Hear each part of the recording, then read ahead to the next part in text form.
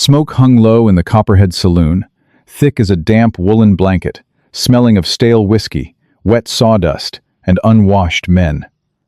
Gideon laid his cards face down, his calloused thumbs scraping the scarred oak table. He hadn't come for a woman. He came for flour and ammunition. But there she sat, the pot's final, silent wager. Gideon hated the low country. Down here in the settlement, the air tasted like coal ash and sour beer, sticking to the back of his throat. He belonged up on the ridge, where the wind scoured the pines clean, and a man only had to deal with bears, not thieves. But winter was coming, the hard, bitter kind that froze the sap in the trees until they cracked like rifle shots in the night. He needed supplies. That meant dealing with the town. That meant poker. He sat across from a man named Rourke.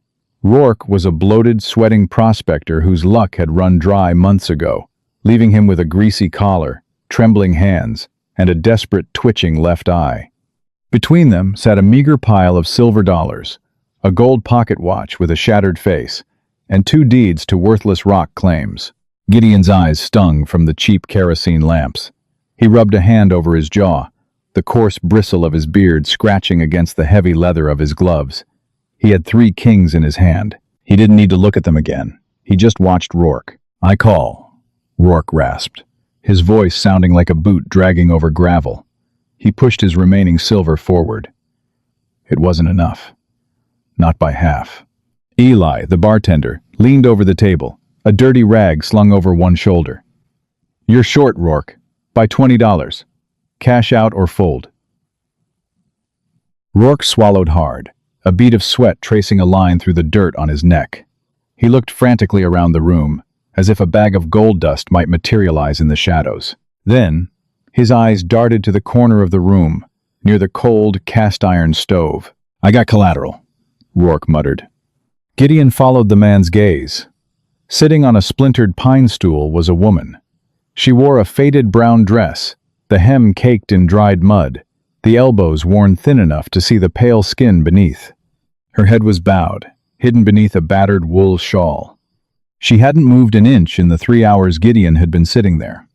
He had assumed she was a stray, one of the saloon girls waiting out a shift, or a beggar avoiding the frostbite outside. "That's my wife," Rourke said, his voice gaining a sudden, ugly bravado. "Abigail. She's strong. Knows how to work. Worth $30 to any man who needs a cook or a companion." The saloon went quiet. Even the drunk, sleeping off a bender in the corner, seemed to stop snoring. Gideon stared at Rourke. He felt a slow, hot knot of disgust form in his gut. It wasn't righteousness. Gideon wasn't a savior. He had shot men for less than a bad look, and he had left people to freeze when they ignored his warnings about the mountain passes. His disgust was purely practical. A woman was a liability. A woman meant another mouth to feed, another body that couldn't haul a felled log or skin an elk. "I ain't taking a woman, Rourke," Gideon said, his voice flat, low, rumbling from a chest built by years of swinging an axe. "Put up coin, or fold." "I ain't got coin." Rourke slammed his fist on the table, the silver dollars jumping. "She's the bet. You want the pot, you take her against the 20. That's the rule of the table. Value is value." Eli crossed his arms. "He ain't wrong, Gideon. House recognizes the wager. A workhorse, a mule, a wife, property's property in this territory." Gideon gritted his teeth. He looked at the pile of silver. With that, he could buy 50 pounds of salt, coffee, and enough lead to cast bullets for 2 years. He looked at the woman again. She still hadn't looked up. Her hands were folded in her lap, motionless. She didn't cry. She didn't beg Rourke to stop. She just sat there, utterly still, like a deer, hoping the hunter would walk past. Gideon flipped his cards over. 3 kings, a pair of 10s, a full house. Rourke groaned, a pathetic, high-pitched sound, and buried his face in his hands. His cards, a pair of jacks, fell into the spilled beer on the table. Gideon didn't celebrate. He stood up, his massive frame casting a long, heavy shadow over the table. He was 6'4" of muscle, bone, and old scars, wrapped in a heavy elk hide coat that smelled of wood smoke and pine pitch. He swept the silver and the broken watch into his canvas satchel. He ignored the deeds. He walked over to the corner. Up close, he could hear the faint, shallow rhythm of the woman's breathing. She was shivering, a violent, suppressed tremor that rattled her thin shoulders. "Get up," Gideon said. She didn't hesitate. She stood. She was taller than he expected, though she slouched, trying to make herself small. When she finally lifted her head, Gideon felt a strange, cold jolt in his chest. He expected red, weeping eyes. He expected a bruised face or a look of pure, shattered terror. Instead, her eyes, a startling, icy, pale blue, were dry. They were completely devoid of fear. There was only a hollow, calculating emptiness in them, the look of a creature that had long ago accepted the brutality of the world and had simply stopped caring. Her face was dirt-smudged, her cheekbones sharp and hollow from hunger. "Grab your things," he muttered, breaking the eye contact. It unsettled him. "I have nothing," she said. Her voice was raspy, dry as dead leaves. Gideon scowled. He unbuttoned his heavy canvas overshirt, leaving him in his thermal Henley, and threw the thick fabric at her. "Put it on. It's a 10-mile ride up the ridge. You'll freeze before we hit the timberline." She caught the shirt. She didn't say thank you. She slipped it on over her ragged dress, the sleeves hanging a foot past her hands. She rolled them up with quick, efficient, jerky movements. As they walked out the swinging doors of the Copperhead, Rourke yelled out from the table, his voice cracking. "She's useless, you hear me? Dumb as a post and cold as a dead fish. You'll shoot her before the winter's out." Gideon didn't look back. Abigail didn't flinch. They stepped out into the biting October wind, the frozen mud crunching beneath Gideon's heavy leather boots. The ride up to Blacktooth Ridge took 5 hours. Gideon rode his draft horse, a massive, ill-tempered roan named Brutus, while Abigail rode behind him, perched awkwardly on the edge of the saddle blanket. He didn't offer her a hand up. She hadn't asked for one. She had simply scrambled up the horse's flank, her knuckles white as she gripped the leather cantle. Throughout the grueling climb, as the trees thinned out and the snow began to dust the rocky trail, she never complained. She didn't speak. She didn't lean against him for warmth, though the temperature dropped 20 degrees. She kept a rigid, agonizing distance, her hands clinging to the saddle behind his hips, her knees pressed tight against the horse. Gideon felt the tension radiating from her. It annoyed him. He was a solitary man, by nature and by choice. His cabin was a sanctuary of silence, built with his own 2 hands, smelling of tanned leather, dried sage, and gun oil. Now, he was bringing a ghost into it. A ghost he won at a poker table. They reached the clearing just as the sun dipped behind the jagged peaks, casting long, bruised shadows of purple and gray across the snow. The cabin was small, built of thick, unpeeled pine logs, chinked with mud and dried moss. A stone chimney leaned slightly against the northern wall. It wasn't pretty, but it was impenetrable. Gideon swung down from the horse. He didn't look at Abigail as she awkwardly slid off, her legs giving out for a fraction of a second as her boots hit the frozen ground. She caught herself on the stirrup, stifling a small gasp of pain. "Wood stacked on the side," Gideon said, unbuckling the saddlebags. "Bring in enough for the night. I'll see to the horse." It was a test, a harsh one. Most women from the settlement would have broken down right there, sobbing about their frozen fingers or the indignity of the labor. Abigail didn't say a word. She turned on her heel and walked to the woodpile. By the time Gideon finished rubbing Brutus down with a burlap sack and breaking the ice in the water trough, he saw smoke curling from the chimney. He frowned, slinging his rifle over his shoulder. He pushed the heavy oak door open, expecting a mess. Instead, a fire was roaring in the stone hearth. The cast-iron stove in the corner had been wiped down, and a pot of snow was already melting over it for water. Abigail stood near the center of the room, her back to him. She was inspecting the cabin. Not admiring it, but inspecting it. He watched her eyes track the heavy iron hinges on the door. She looked at the single window, noting the heavy wooden shutters that barred from the inside. She looked at the rifle rack above the door. "You know how to start a draft in a cold chimney," Gideon observed, closing the door behind him. The thud of the heavy wood echoed in the small space. "My father was a trapper," Abigail said, not turning around. "Rourke," Said you were useless. Rourke said a lot of things, most of them to convince himself he was a man. The words were spoken without venom, just a flat, undeniable statement of fact. She finally turned to look at him. In the flickering firelight, the harsh shadows of her face softened, but the coldness in her eyes remained. Gideon dropped his canvas satchel on the heavy wooden table in the center of the room. He pulled out a tin of coffee, a slab of salted pork, and a sack of dried beans. I live simple. I don't like noise. I don't like messes. You do your share. You eat. You don't. You don't. When the thaw comes in April, I'll take you down to the rail station in Cheyenne. You can go wherever you want from there. Abigail looked at the food, then at him. April. That's 6 months. 6 months of snow, Gideon said, unbuttoning his heavy coat and hanging it on a wooden peg. Unless you want to try walking down the mountain in a blizzard, you're stuck here. I've survived worse than winter, she said quietly. Gideon snorted, pulling a hunting knife from his belt to slice the pork. Everyone thinks that until the drifts hit the roofline and the wolves start pacing outside the door. He handed her the knife and the meat. Cut it thick, fry it in the skillet. He watched her hands as she took the knife.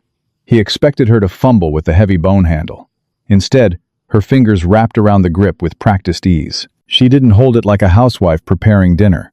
She held it with a firm, locked wrist, the blade angled away from her body. She sliced through the tough, salted hide in 3 clean, fluid motions. Gideon narrowed his eyes. The calluses on his own hands were thick and yellowed from the axe and the plow. But as she worked, he noticed the calluses on her hands. They weren't from scrubbing floors or hauling water. There was a distinct, hard ridge on the inside of her right index finger. A trigger callus. He didn't say anything. He walked to the corner of the room, grabbed a dry cloth, and began wiping down his Winchester rifle. He kept his eyes on her reflection in the dark, uncurtained glass of the window. She worked in complete silence, the only sound the popping of the pork fat in the hot iron skillet.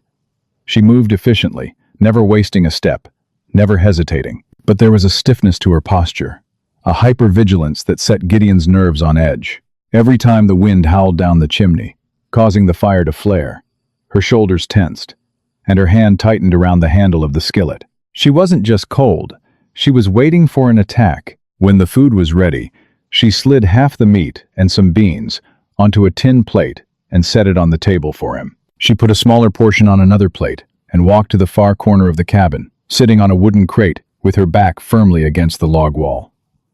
She had a clear view of the door, the window, and Gideon. Gideon sat at the table, taking a bite of the salty pork.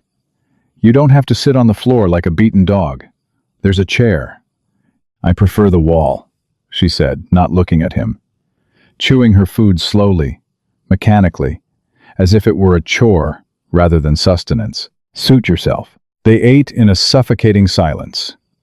Gideon chewed the tough meat, the gears in his head turning. Rourke was a fool, a loudmouthed drunk who couldn't tell iron from tin.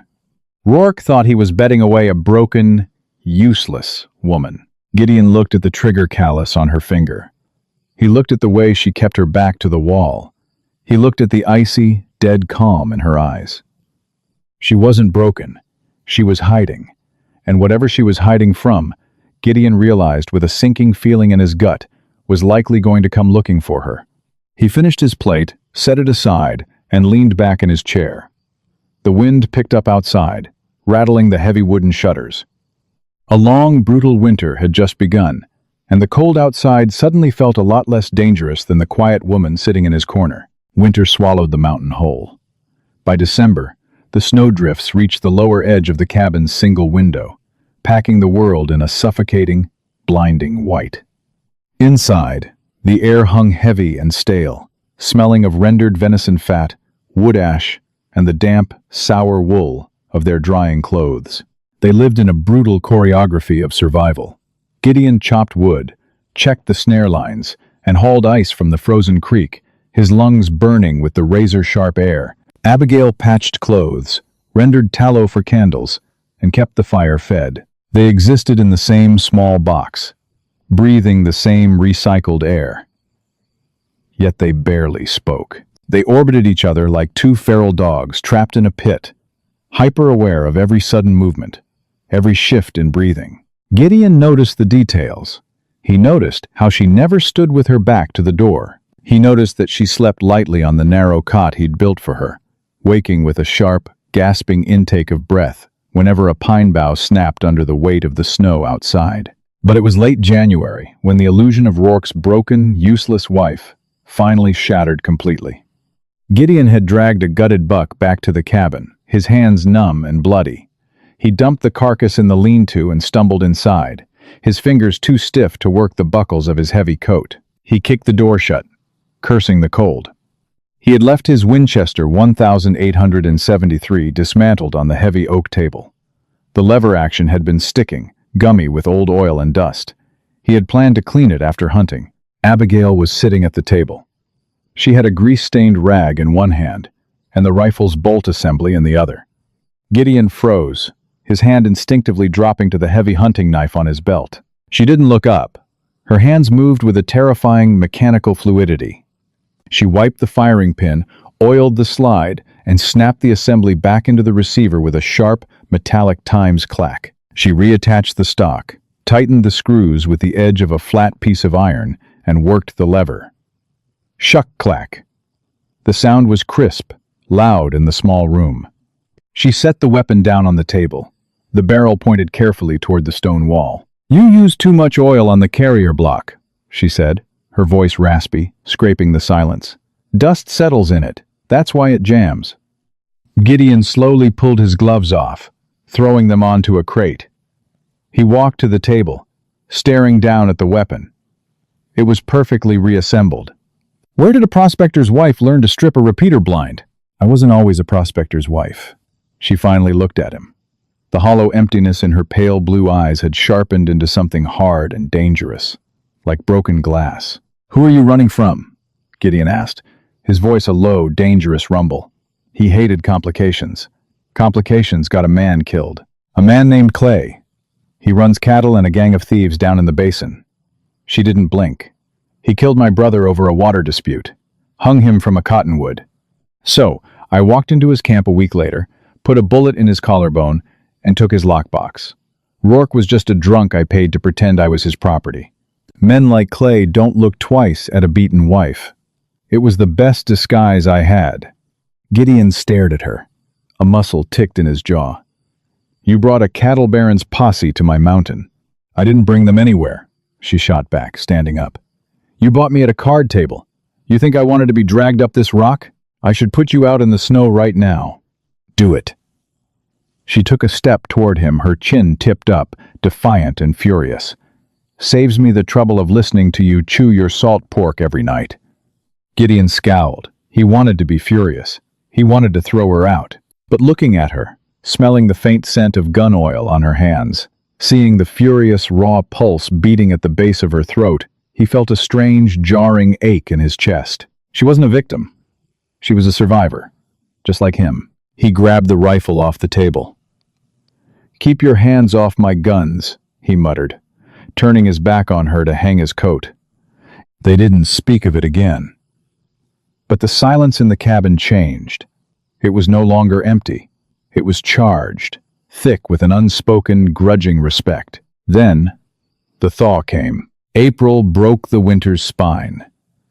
The snow turned to gray slush, and the mountain began to weep. The sound of running water echoed through the pines, and the smell of wet mud and rotting pine needles replaced the bitter scent of ice.